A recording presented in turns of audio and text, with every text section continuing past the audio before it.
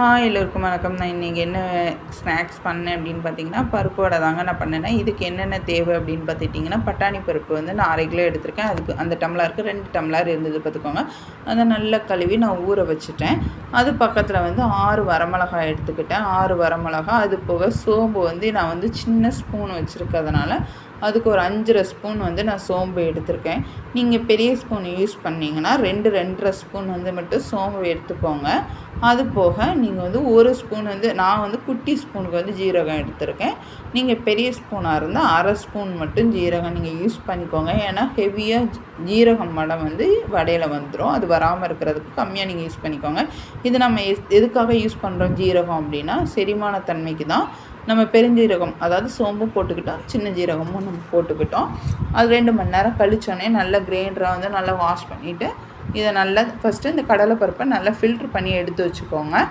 அதுக்கப்புறம் கிரைண்டரில் நான் இந்த ஊற வச்சுருந்தேன் பார்த்திங்களா, வரமிளகாயெல்லாம் போட்டு அதை ஒரு சுற்றினதுக்கப்புறம் இஞ்சும் பூண்டும் போட்டுக்கிட்டேன். இஞ்சி வந்து ஒரு துண்டு போட்டுக்கோங்க.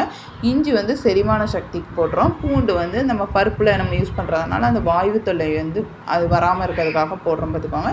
இந்தளவு நீங்கள் குறைப்பாக அரைச்சிக்கணும்.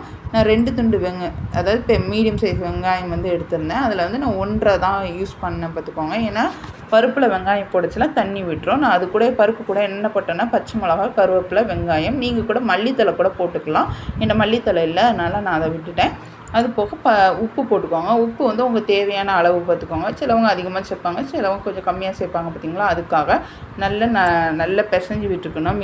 நல்லா அந்த உப்பு வந்து மிக்ஸ் ஆகிடணும் பார்த்துக்கோங்க. அதுக்கப்புறம் வந்து சின்ன சின்ன வடையாக தட்டி எடுத்துக்கோங்க. ஏன்னா பெரிய வடையாக போட்டோம்னா உள்ளே வந்து வேகிறதுக்கு வந்து டைம் எடுக்கும். சின்ன சின்ன வடையாக நீங்கள் போட்டிங்கன்னு வச்சுக்கோங்களேன், வடை போடுறதே தெரியாது.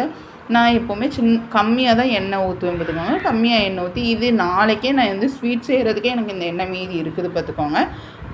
இந்த மாதிரி பொன்னிறமாக வந்தோடனே நீங்கள் வடையை வந்து எடுத்துடணும். இதே மாதிரி ஒரு 4 பேட்ச் நான் போட்டிருப்பேன்னு நினைக்கிறேன். பாருங்கள் வடை எவ்வளோ நல்லா சாஃப்டாக இருக்குன்னு. இந்த வீடியோ பிடிச்சிருந்தா லைக் பண்ணுங்கள். தேங்க்யூ.